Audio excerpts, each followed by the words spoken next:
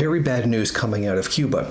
On Tuesday, they announced they will begin to legalize small and medium-sized private businesses in a move that could significantly expand, or will significantly expand, private businesses throughout the country.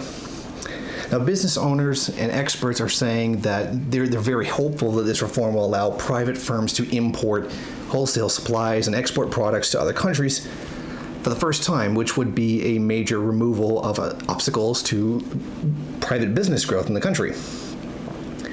Of course, that was supposed to happen. There is supposed to be an inhibiting of private businesses because it's supposed to be a socialist country. And this is something that I've said, was started at least 2 years ago, and even started as far back as 2008 when Raul Castro came to power. And something that I said when Obama announced that he was going to take down the embargo against Cuba, that, this is something that was going to happen. Now, this latest backlash, it came as a result of, Obama and private business owners during his March 20 to 22 visit. Now, the hardliners came out and said that, the U.S. wants to turn entrepreneurs into a tool to overturn the island's socialist revolution, which, again, is something I warned about. And a lot of people said, no, it's still Marxist-Leninist. This is still the core of the revolution. Raul Castro is not going to change anything, and you're just saying this. Well, here we go. Now, what they did do was they put together a 32-party page published on Tuesday as a comprehensive accounting of the decisions actually taken by the party Congress. Private property in certain means of production contributes to employment, economic efficiency, and well-being in the context of which socialist property relations predominate.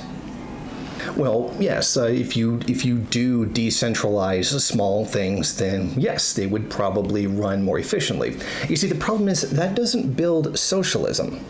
You're not trying to build a private business sector. You're supposed to be building and defending socialism, which seems to have been forgotten about. And this was put out by the Communist Party of Cuba under the leadership of Raul Castro. And this is the kind of thing that I have been warning people about. Now, the government already does allow a limited number of private enterprises by self-employed people in several hundred job categories. Things like restaurant ownership and being hairdressers and barbers. Again, these are very small, self-employed individuals who, in certain contexts, don't necessarily constitute being capitalists. But what they're arguing here is to outright allow capitalists to come in under small and medium-sized businesses. Of course, they've yet to determine what is a small and medium-sized business. U.S. banks are now allowed to operate in the country.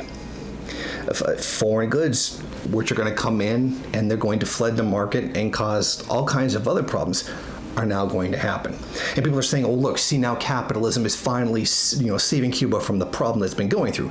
Of course, just pretend the embargo never actually existed. You see, just having an abundance of consumer goods isn't a good thing from the standpoint of building socialism, because socialism is supposed to do the opposite. It's not supposed to create a super abundance of things for people. It's not supposed to do that. It's supposed to carry out a process of taking the materialism out of people. They are clearly going in the opposite direction. And, I had said, I warned that this was coming. And a lot of people denounced me for saying this. Oh, no, it's still a Marxist-Leninist country. It's still on the revolution, and you're jumping the gun. Well, what do those people have to say now? Because now private businesses are going to be allowed to truly flourish in the country, but we are supposed to believe that it's still socialism. Thank you for watching. Won't you go ahead, rate, comment, subscribe, and share on various social media. And if you want, you can head over to my Patreon page and show your support.